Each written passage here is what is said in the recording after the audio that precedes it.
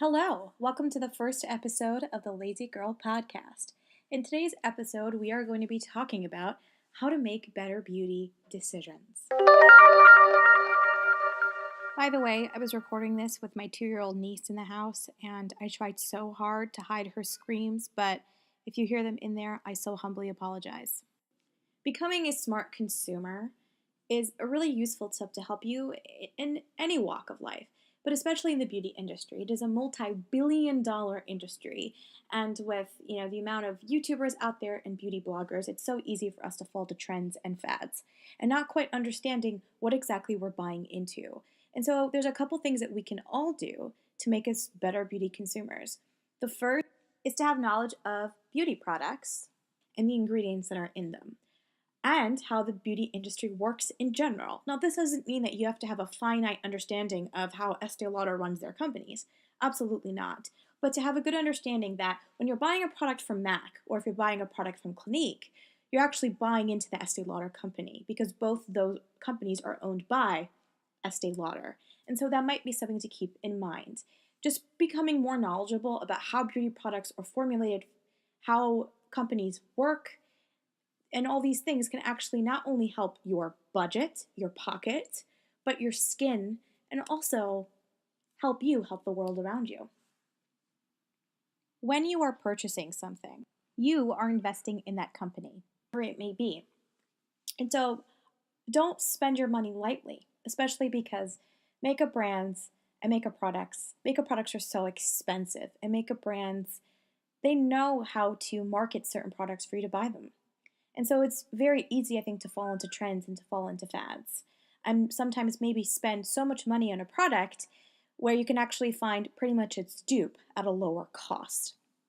So the one thing to note is something that a lot of people don't actually realize, is that the beauty industry is pretty much owned by two or three huge corporations. One of them being Estee Lauder, as I'd mentioned previously, the other being L'Oreal, and the other being Procter & Gamble. In the beauty world, they're called P&G. These corporations that I mentioned pretty much own every other brand that you see when you walk into the drugstore, when you walk into a Sephora, you walk into a Macy's or a Nordstrom or a Bloomingdale's. Estee Lauder, as I'd mentioned, owns Clinique and MAC. They also own La Mer. They own Bobbi Brown. They own Jo Malone Perfumes, Perspectives Lab Series, and many other brands as well. In terms of L'Oreal, L'Oreal owns Lancôme. They own the YSL Beauty range. They own Armani. They own NYX. They own Essie nail polishes. They own Ralph Lauren perfumes, Viktor and Rolf perfumes, and in the United States, they own the rights to Vichy and La Roche-Posay. Now, Procter & Gamble is another huge That's brand. supposed to they own a say, multitude of I products. didn't mean They to own say products Dove, from I meant to Metamucil say to products like CoverGirl. They do OTC, not but they also own Dove. They own Secret. They Dove. own I'm so Caress. sorry. I tried to add it, and for some reason my editor is going Shampoo crazy. brands that you probably use, from Pantene to Herbal Essences, that's your Procter & Gamble right there. And as I mentioned, you could do more research on this on your own. There are other brands as well. Shiseido owns Clé de Peau. They own Joico Hair Care. A lot of big conglomerate brands do this. But the big ones that you'll see in the United States and pretty much around the world is your L'Oreal and your Estee Lauders in terms of makeup and skincare. They own a lot of brands. I even missed Tom Ford Makeup, Bumble and Bumble, Michael Kors and DKNY Perfumes, Tommy Hilfiger Perfumes, Origins. These are all owned by Estee Lauder.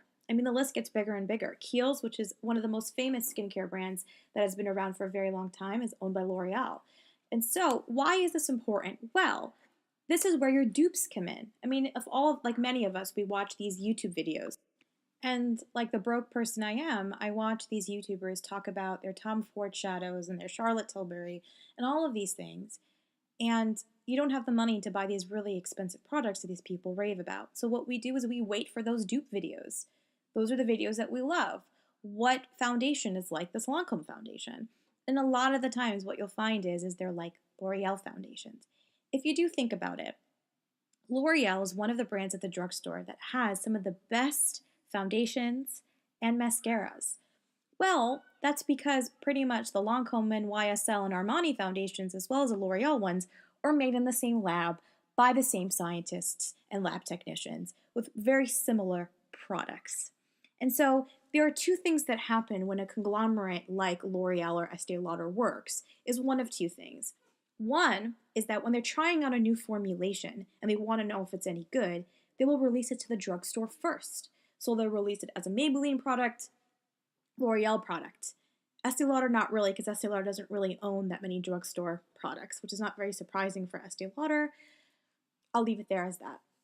And then if the product sells really well and people like it, bloggers rave about it, YouTubers talk about it, the product will go up in the chain and eventually be reformulated with only a few minor products. Some products that are a little bit cheaper to make and produce that are used in drugstore foundations will be taken out, and a little bit more high-end products that are a little bit more expensive will be used in an Armani foundation or a YSL foundation, and then that will be repackaged and reformulated and be sold for $60, $70 as an Armani or YSL foundation.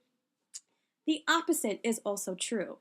For example, there are some foundations that start off at your Armani or your YSL, and if they work, then they will eventually trickle down and eventually, again, be formulated with a few minor products, a few preservatives here and there that are put in that makes it cheaper to create, and be sold as a L'Oreal foundation or a Maybelline foundation.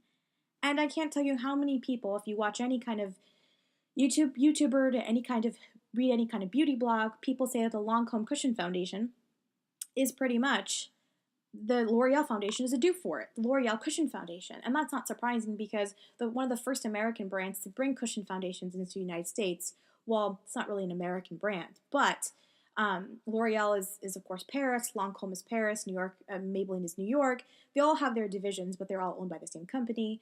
And but one of the first brands to bring cushion foundations, which was a Korean fad that was really popular in Korea at the time. A lot of Korean brands actually sold them, like Laneige. Laneige sold cushion foundations long before Lancome brought it. But one of the most popular brands to bring it that actually started the cushion foundation trend was Lancome. And the reason why it brought it is because Lisa Eldridge, who you should follow on YouTube if you can, she is a world-renowned makeup artist. She's done editorials for Vogue. She does Kate Winslet. She does celebrities on the red carpet. She's ridiculously smart. She talks about skincare and she talks about makeup quite a bit. She actually recently wrote a book. And she actually recently became the creative director of Lancome. And she used her travels, especially to South Korea, as inspiration for her new upcoming products. And she is the one that brought cushion foundations to Lancome. Lancome released it. It went really well. Immediately, L'Oreal made a version. And a lot of people rave that the L'Oreal and the Lancome ones are pretty much dupes for each other. Now, are they going to be exactly the same? Chances are they're not. There's going to be one or two products that are going to make the Lancome ones smell like roses and here and there. But pretty much, they're going to be very, very similar.